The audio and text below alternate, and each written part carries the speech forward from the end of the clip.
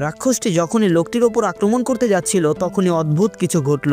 রাক্ষসটি হঠাৎ সে একই ভঙ্গিতে থেমে গেল যে ভঙ্গিতে লোকটি দাঁড়িয়েছিল। লোকটি অবাক হলো, সে বুঝতেই পারলো না কি হলো।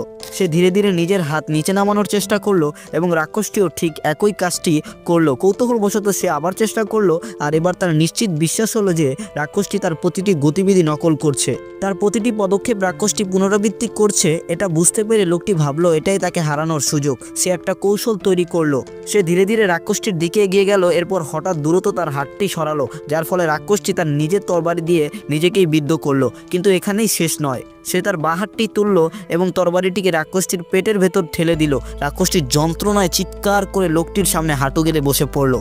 রাক্ষসটি তাকে থামানোর জন্য মিনতি করলো এবং বলল যে সে তার প্রতিটি কথা মেনে চলবে। লোকটির দয়া হলো এবং সে তাকে ওঠানোর জন্য হাত বাড়ানোর চেষ্টা করলো। কিন্তু ঠিক তখনই কিছু অপ্রত্যাশিত ঘটলো। রাক্ষসটি টুকরো টুকরো হয়ে ভেঙে গেল এবং লোকটির শরীরের মধ্যে মিশে গেল।